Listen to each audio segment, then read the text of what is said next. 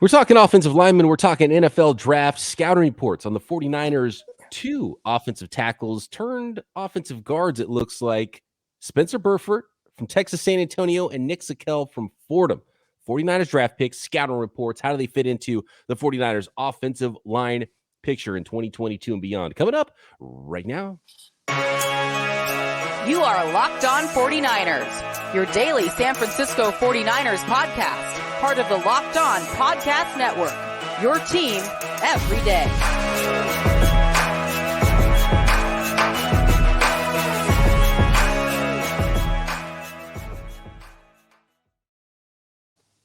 Welcome to Locked On 49ers. Brian Peacock and Eric Crocker at BD Peacock at Eric_Crocker. Thanks for coming to hanging out with us again, and thanks for making us your first listen every day here on the Locked On Podcast Network. Excited for some more rookie breakdowns here, and we've got a couple of them. We're going to start doubling up, maybe tripling up, and the film is getting a little lighter and lighter on some of these prospects, the smaller school guys, and then after this episode, we'll have one more draft pick to go that we haven't covered. And make sure you go back and see all the scouting report episodes we've done on the 49ers rookie class. We will get to Brock Purdy and some of the undrafted free agents as well in upcoming episodes. But today, it's time for Spencer Burford and Nick Zakelj. Hold on. Yeah. Before you get to Spencer Burford and Nick, we got to touch on a little bit of Nick Saban. Have you been seeing kind of this, what's going on here? I love it. Kind of, I mean, obviously it's not 49ers specific, but they're kind of, these coaches are kind of going at it a little bit in the media. Oh, I'm super excited for it. I love it.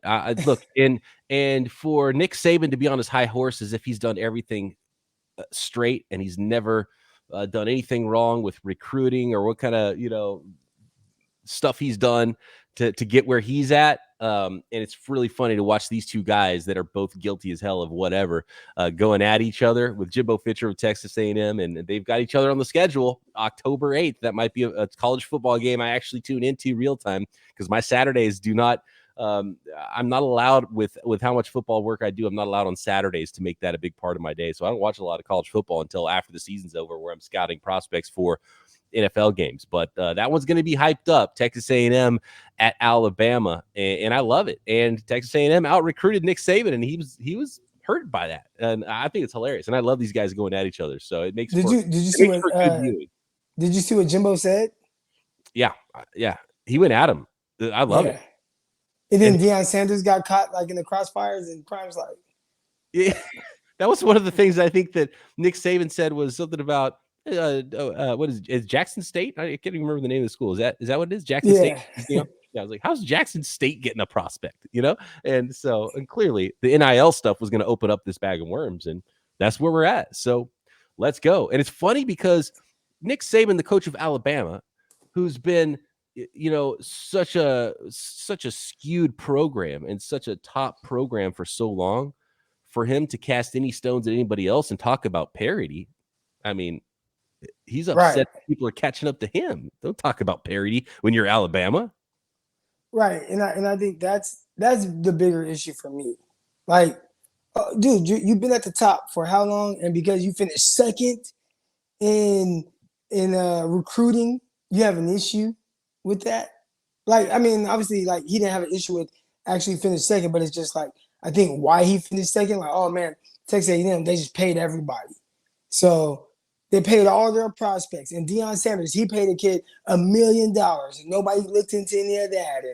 And the kid says, I got paid $1 million.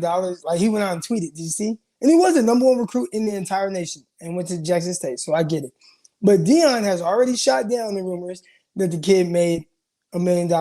He's like, dude, I don't even make $1 million here. So these kids ain't finna make more than me. So Deion shot that down already.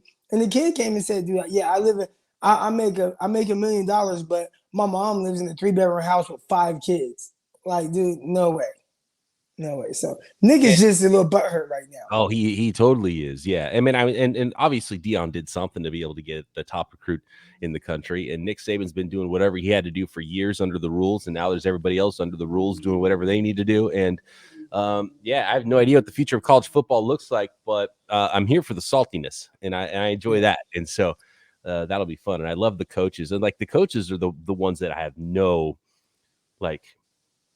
time for the coaches at all to be upset about anything. Like you go cry to somebody else. You don't come crying to me if you're a big time college football coach. Right. Like y'all get paid. Right. Exactly. Okay. Speaking of college football players, what about Spencer Burford? What about Texas San Antonio, the program on the come up? They've had a couple of players drafted this year, and they've had a lot of NFL prospects recently. I was there their very first year in existence. Yeah. That was my rookie year in the Arena Football League, 2012. And their head coach was Eric Crocker. We actually shared a locker room with them. Oh, no way. Yeah. At the Alamo Dome. The Talons, is that? Yep. The Talons, yeah. San Antonio Talons. We played at the Alamo Dome. They played at the Alamo Dome.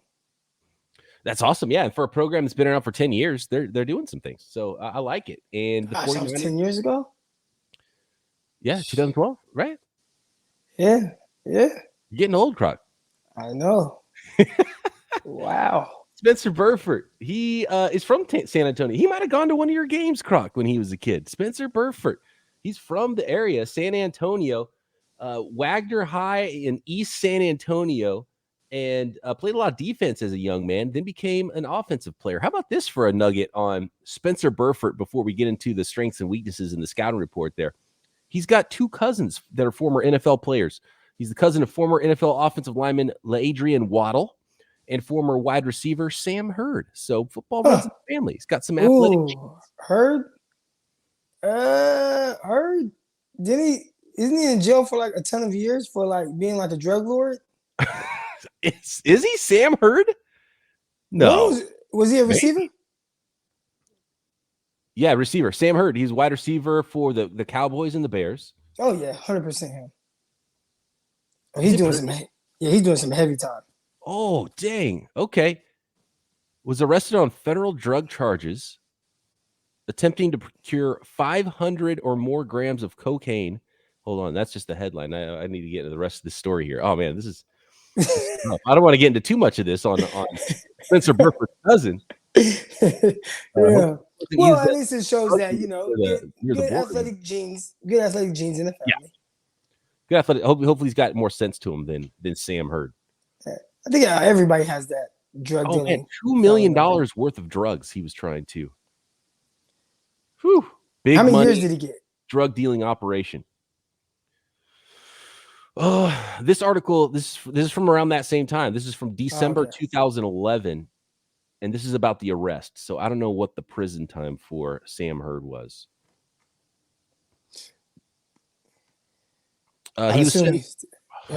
He was sentenced to 15 15 in 2013. All right, and scheduled to be released in 2025. Yeah, okay, that's about right. Because he had to do that Fed time. But anyways, dang. Spencer. So that's Spencer Burford's cousins, LaAdrian Waddle and former wide receiver Sam Hurd. Let's take a little break here. Then we'll get into the strengths and weaknesses of Spencer Burford, who we have a lot of tape on. Nick Zakelj, a little bit less tape and some Senior Bowl stuff. And we'll talk about how they fit in and look at the depth chart on the 49ers offensive line, specifically at guard, that there is a whole lot of bodies at in training camp in 2022.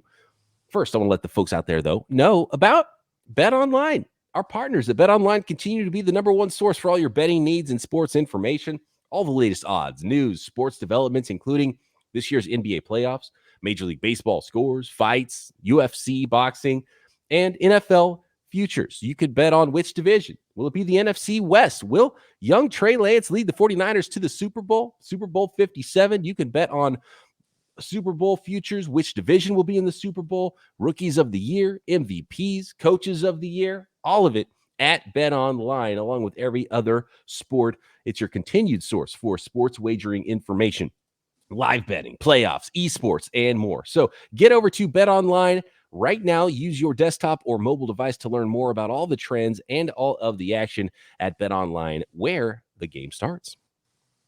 Thanks again, everybody, for making Locked On 49ers your first listen every day. Make sure you're checking out everything the Locked On NFL channel has to offer on YouTube, including not only the Locked On NFL show, but the Peacock and Williamson NFL shows on the Locked On NFL channel.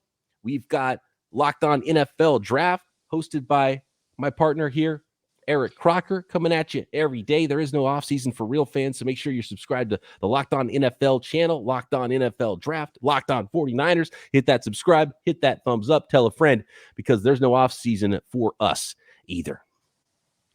Okay, Croc, Spencer Burford, what did you see? What did you like? What did you not like about the 6'4", 304-pound Spencer Burford out of Texas San Antonio? The fact that he's 6'4", 304 pounds is interesting because my first note is huge.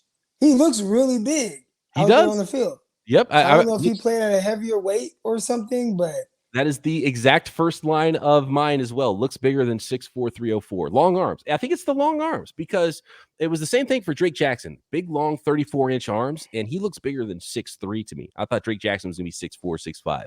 And It's the same with Spencer Burford. He just looks bigger, and he's kind of thicker in the hips too. And I guess maybe he's not body beautiful because he's kind of got those long arms and kind of longer legs and wide hips and kind of narrow ankles, so it's a little bit of and I think clearly the 49ers have a type because they've drafted a lot of day 3 bad body offensive linemen recently. So they like that. They like the demeanor, and they like, it's hard to find offensive linemen outside of round 1 that look like Evan Neal and Zion Johnson, right? You don't look like an action figure when you start getting drafted on day 3, but as long as you're effective, it doesn't matter what your body looks like. But yeah, he looks bigger and looks like he has at least a body that could put on more weight than 304 pounds. I think that's the takeaway for me. Yeah, watching him, I liked a lot of what I saw. Okay, my initial reaction was, this is a better prospect than Aaron Banks, at least for the 49ers, right? Like, that was the thing that jumped in my mind, like, immediately while watching him. And I'll just kind of read through some of my notes, and some of it you can tell, like, I come back to it or whatever, because I'll jot something down that I see, and then I'll, continue to watch, see, like, are these things consistent? But I thought he had a good pass set right away. Now, even with his, like, pass set, one thing that kind of was consistent with me, and I think like was my main takeaway. Matter of fact, I'm gonna hold off on that because I have a main takeaway. All right, but for the most part, good pass set, things like that. The one thing I didn't quite see, and I watched a ton of different games, I didn't really see guys try to beat him with speed too many times or with too many moves. I was watching one game where he did get whooped inside on an inside swim move. Now, with all the games I was watching, you are likely to get beat, a few times. Like, that's just gonna happen. But I didn't see him get beat too often. It looked like he was good, he was comfortable, and he played well. He moved bodies. Initially, I was noting that I didn't think he did a good job of staying on bodies, especially like at the second level. And then there were some games where I'd see him just really stay on guys, like downfield, drive guys into the ground. So then I started to write down, like, he has a mean streak to him. Like, he does want to kill you. There was one play I was watching, and it was backed up. They had their backs to the goal line, and he pulled from left guard, and it was against the Orange team. It might have been Texas El Paso maybe or something. But, man, he pulled and, boom, blew up guy. Like, so you see the athleticism, you see the ability to move, you see the athleticism on the move.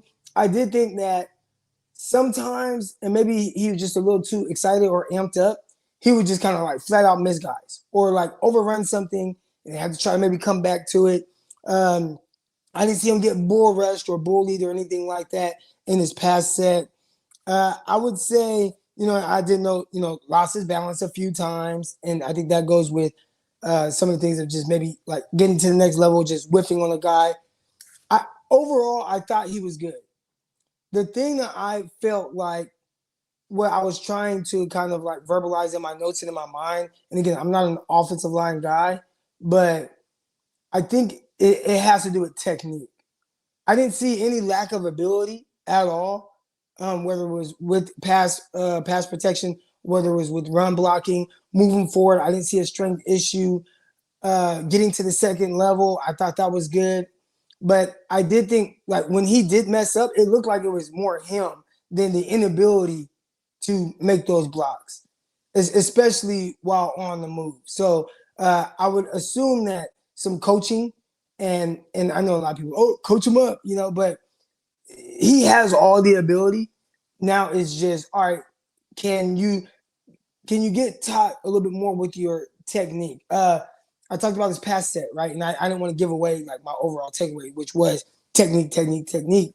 But I thought he relied a little bit too much on just being an athlete sometimes at tackle. So it's just like you can see him sometimes just have poor feet, not really move his feet, not kick step or kick slide, whatever they call it. Like when I watch, and maybe it's unfair to watch Joe Staley and then watch Trent Williams, but you can just see their pass set and it's just boom, boom, boom. It's pretty every time. And it's like boom, hands good. And with him, it was just like it's almost like he's just kind of playing basketball. And it's just like, well, I'm an athlete out here on the outside. Okay, you're there. I'm just gonna wall you off, as opposed to using technique. So I think at the next level, he's gonna definitely have to get a little bit more consistent with that aspect of his game. I think there's a huge parallel here with corners and offensive tackles in pass sets, because you got to move your feet too. You can't just bring your hands in. Right. And I think that's what I saw a lot from Spencer Burford on the negative side. And I agree on everything you put out there. I thought he was, as far as the size, I thought it was maybe because of UTSA and maybe their opponents, and maybe that made him look bigger. But then I looked at him at the Senior Bowl, and he still looked pretty big at the Senior Bowl against some other, big time D1 guys. So physical and give. What did he weigh in at this? I'll look that up while you're talking. See what he weighed in. Senior Bowl. He was 304 at the combine, 301 at his pro day. So he was right and right at 6'4", not even over 6'4". But yeah, physical and gives effort. Acts like each play matters to him. His ability to pull, I liked seeing that. I think his athleticism is functional. Like he's got pretty good feet and good athleticism, but he's not like crazy athletic either. He's just got enough athleticism, and he tends to be pretty good at finding where he needs to go on a pull and hitting a target for the most part. And that's not a given. I think there's been some prospects where they're super athletic, but they just miss guys on the second level and can't get there. He's pretty good at hitting guys, but he'll miss occasionally as well. But yeah, I think part of what I saw with his technique was he likes to strike first. And we've talked about that with cornerbacks too, is they shoot their hands first and they don't bring their body, and and it's easy to get away from one of those guys. And he'll do that where he gets out in front, kind of gets his head down, and he'll stop his feet and try to shoot his hands. And then the defender can get around him pretty easily. And sometimes when he does shoot his hands, he's gets a little grabby and can hold guys. And he actually had a lot of penalties. I think he had 11 penalties last year. So it gets a little holdy, quote unquote, is what I put in my notes. So he gets his hands outside and can hold. So I think just better hand placement and continue to move his feet and not whiff sometimes when he's trying to give that big initial effort and be physical. Let the play come to him a little bit, be patient. I think that would be a big part of that technique. And I think it starts there. Are you talking about like defensive back, cornerback, and kind of parallel, playing the two different positions?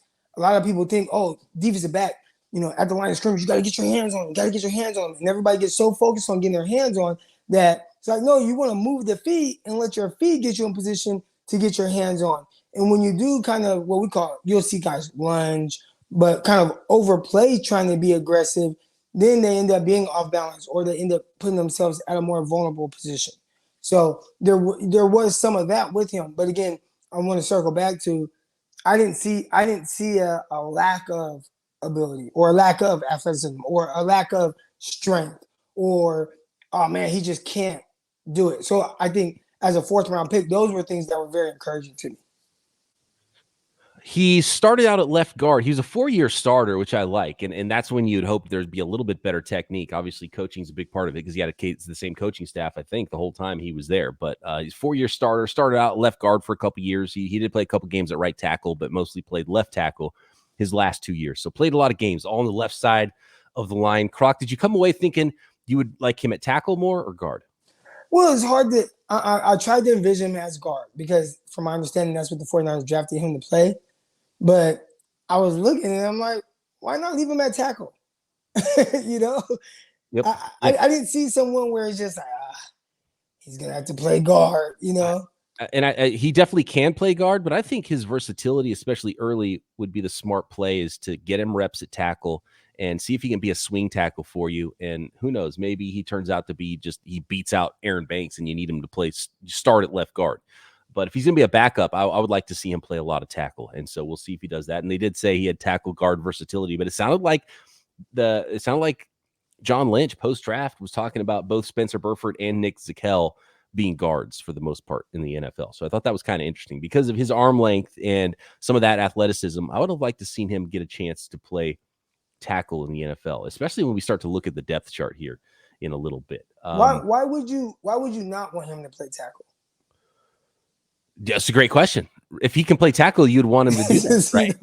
Yeah. I mean, well, unless are they seeing something that's like, we don't want our tackles doing this or having these certain type of issues or limitations? His arm length is almost 35 inches. And so that's the thing that's like, man, that's hard to find. And if he's got a good enough athleticism and he has that length, then you'd want to try him at tackle first, I would think. And so we'll see. The only thing I can think of is that they would rather him be a starting guard than a backup tackle. So maybe that's what they envision. Okay.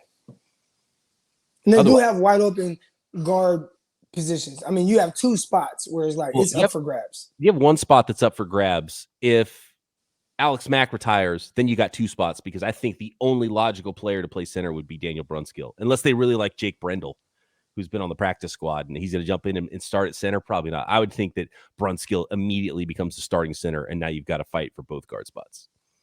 I think even if Brunskill's there, you still got to fight at both guard spots. At guard, yeah. I think Brunskill pretty much has a lock on that, but maybe not. Maybe I could be wrong. Maybe he could get beaten out by one of these guys. Brunskill is turning into more of a long-term 49er than I think what anyone ever anticipated. Yeah, right? Oh, absolutely. This guy was on the scrap heap. I was looking up. I was trying to figure out what Daniel Brunskill's combine looked like and his path to the NFL, because I remember he went through the AAF and then practice squad, I think, with the Falcons. With Shanahan, right? And then came over to the 49ers. And then worked his way into the starting lineup. And I really liked what he looked like at swing tackle early in his career with the 49ers. And I was surprised he stuck with the starting guard position, because he was so light. He was only 275 pounds. He was a converted tight end in college coming out of the draft. So he was really undersized. So he wasn't even ready to play yet at offensive line when he came into the league. That's why he went undrafted. So he had to gain, 30 more pounds from when he was drafted to when he was ready to play. But his workout numbers, even at that size, weren't even that great.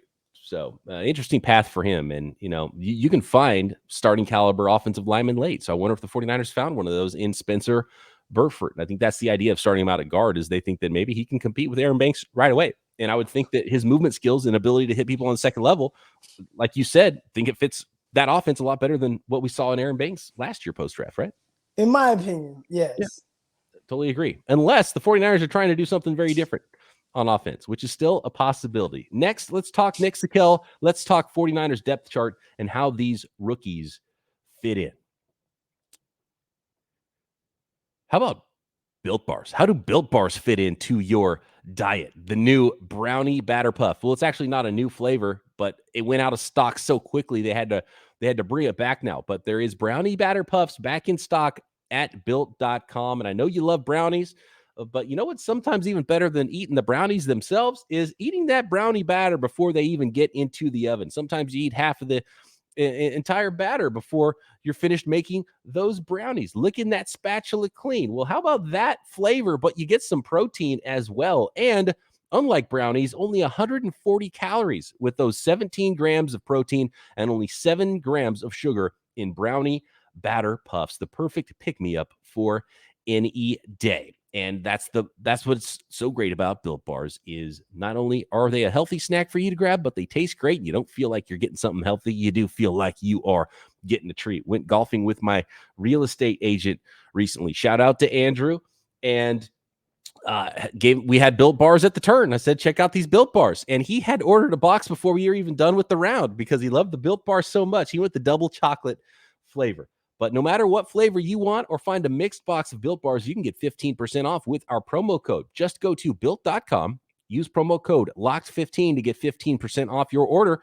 Again, that is promo code LOCKED15 for 15% off at built.com. All right, Croc, Nick Zakelj. Were you able to find anything on Nick Zakelj? Mostly I saw the reps from the Senior Bowl, because that Fordham tape is not easy to find. And I did see a little bit of broadcast view. Wasn't great of Nick Zakelj, but I do have some notes on Nick Zakelj. And I got to be honest, Croc, I wasn't super impressed by what I saw from Nick Zakelj, even though I think he was kind of the opposite of Burford, in where Burford displayed some athleticism and some size, and Nick Zakelj is pretty big, 6'6", 313, but a little bit shorter arms. I could see why they would want to just move him straight into guard, or maybe center. The more I watch Nick Zakelj, the more I think he's potentially someone who could get some reps at center for the 49ers. Well, hold on, Peacock, because center is tough. From my understanding, and again, I don't want to come off as this guy that feels like he knows everything going on with the 49ers, but we hear things and sometimes something just gets kind of stored in this brain of mine.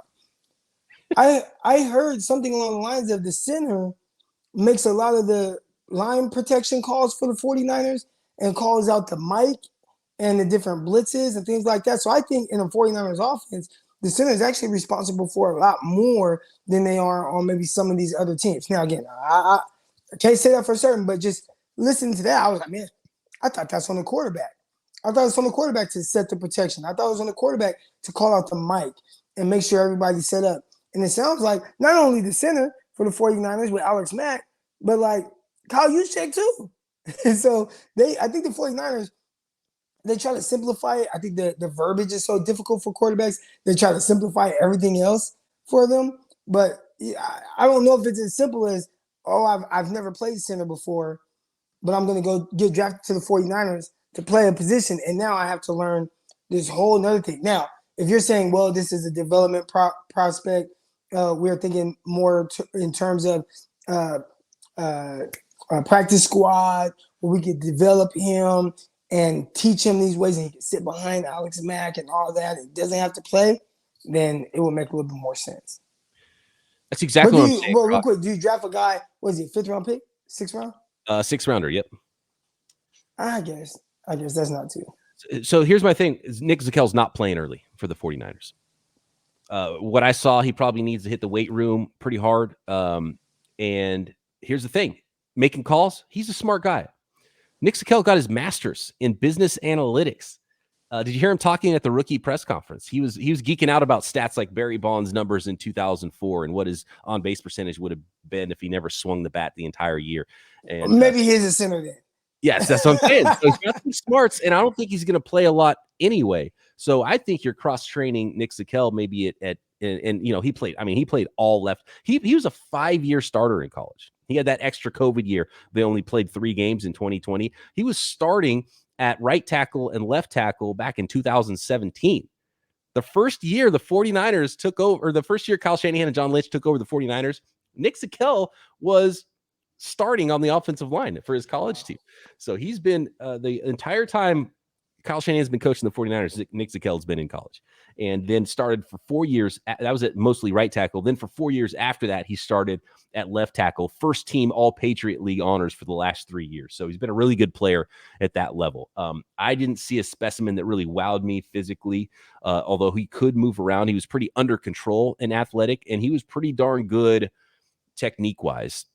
And I'd say better than maybe even Spencer Burford. But the smarts and seeing how he's not a power player, but he can move a little bit and is under control when he moves. I don't know. I just feel like maybe this is a guy that's a developmental center potentially. And I don't know if he's really ready to play in the NFL.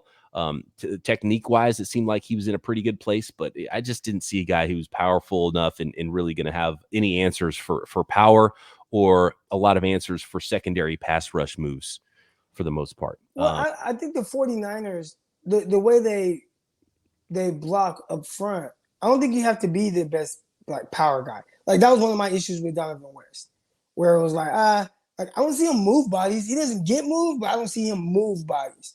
But as long as you can kind of move well in unison with the other guys out in space, then I think you're fine as an offensive lineman for the 49ers. So if Zakelj can do that, even though he's not blowing guys up, like maybe what we saw from Burford, who clearly has the strength and athleticism, but as long as you just have like something, especially that movement aspect to you, maybe you're good there. I would assume, though, moving from tackle to center, that's got to be a huge change right there. I'm sure it'd be a pretty big adjustment. And I mean, it's hard for me to know and say what kind of adjustment it will actually be going from tackle. He's only played tackle, but when you're 6'6", 313 at that small school level, you're probably bigger than most guys, but in the NFL, he's not going to be bigger than most guys anymore. But anyways, just the way he moves and gets out of his stance, it's just that he's a natural mover. And I just think when you're at center, you can get helped out a lot with double teams. And I think that's just it. And look, that's just me. And I'm not an offensive line guru either. But, when you see the smarts and you see a guy who's got enough nastiness to battle inside, and that's one thing he had in common with Spencer Burford, is he's definitely not afraid to finish guys and hit guys. So I love seeing that. But, more functional strength, I think, to match up in the NFL. And it might take some time, and that'll give you time to get him reps. And he's a really smart guy, and you think he could handle playing center in the NFL. When it comes to playing center or guard, but especially guard, because it sounds like they're both going to start out at guard. Let me read to you all the names. The 49ers only have 2 tackles and 1 center on the roster. They don't have any backup tackles. They don't have any backup centers, really. They have Jake Brendel, who I don't know if he's actually a candidate to even, be a starter if Max was gone.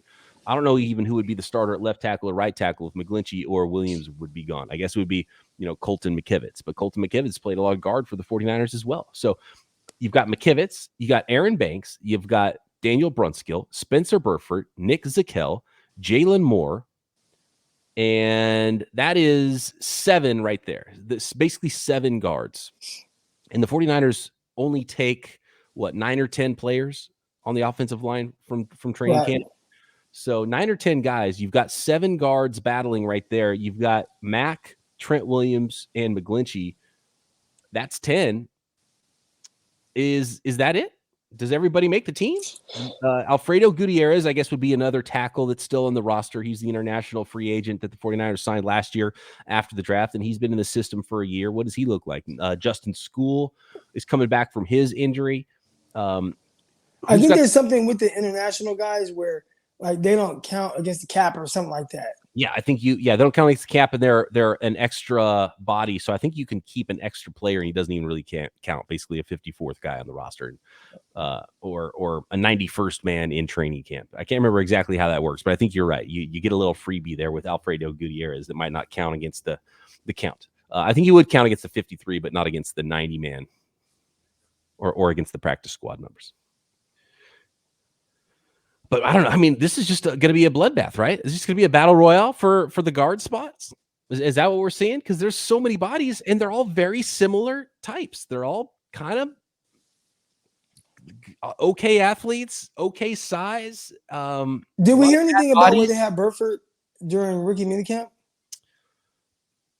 I saw him. They didn't really have a full complement of offensive linemen. I think he was lining up at right tackle a little bit when they did put all 5 of them on the line, but I don't think that was any indication. The reps I saw them, it had there were 6 offensive linemen, and they were sort of in threes, so it was like sort of a center and 2 guards kind of situation. And Zakelj and Burford were on either side of Jason Poe, and then on the other side it was like West was the center opposite Poe, and that was like offensive lineman going against offensive lineman in drills, then Gutierrez and I think maybe Sam Schluter, the undrafted free agent offensive lineman, was the other guy there that was on the outside. So I think it's really hard to tell from rookie camp, but from what Barrows said, Spencer Burford was taking some right tackle reps in just some of those drills at rookie minicamp. So I don't know. Jalen Moore, Colton McKivitz, and Spencer Burford. Justin School has some tackle. I mean, he's been a tackle, but I don't even know if he's going to really be a guy that's, judging by all these draft picks, I just don't think they have a lot of plans for some of those guys. So Justin School might be the odd man out no matter what. But someone's got to be a swing tackle for the 49ers. So Colton McKivitz, Spencer Burford, and Jalen Moore would probably be those guys. And then everybody else is battling for that left guard spot, maybe the right guard spot too. So I don't know. I don't even know what to think. Is it just that there's enough? Is it enough for everyone to make the team? And they've got enough versatility with Brunskill, who could play center, Brendel, who could be on the practice squad that could play center, and a few guys that could maybe play tackle, and they're okay with that. And everyone else just battles for guard in camp. It sounds like that's the way they're going to go with this thing. Right. But they're clearly looking for starters at guard. They are, yeah, and they're hoping it's a numbers game. They're hoping they threw enough numbers at the situation where someone's going to rise to the top. And it's what's funny is McKivitz was very similar to Zakelj coming out when he was drafted in the 5th round. You know, he was a long-time starter, played tackle, but kind of shorter arms. So they thought he was going to move inside, but he ended up playing, I think, just as good at tackle last year as he had played at guard, and actually was waived at one point for the 49ers before starting the game at tackle last year. So Colton McKivitz, I would guess, maybe gets the first shot with Jalen Moore at tackle. But to be honest with you, of all those names, the guy I've seen play the best in a 49ers uniform at guard period for the 49ers is Jalen Moore. So if I had to guess, I think it's going to be Moore who wins the job over Aaron Banks. And clearly they're a little worried about Banks, a little worried about Sermon. Otherwise, they wouldn't have done what they did in this year's draft after doing what they did in last year's draft.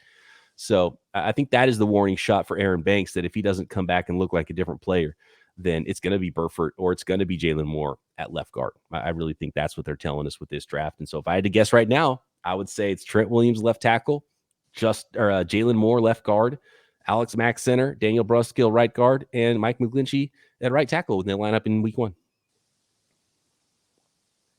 I have no idea what that offensive line is going to look like aside from Trent Williams at left tackle. I don't either. There's a lot of bodies, and it could go in any which way. So that's going to be a fun camp battle at guard for sure, because we know who, as long as somebody doesn't retire or get hurt, we know who the tackles in the center is going to be. Right. Who's going to be at guard? There's 7 guys. It's going to be a death match in training camp for who those starting guards are, especially that starting left guard spot that was vacated by the guy who played 100% of the snaps there in Lakin. 100%. A lot of snaps to be replaced, Croc, and we'll see if one of these rookies in Spencer Burford or Nick Zakelj is the guy to win that job. It's going to be a lot of fun in training camp.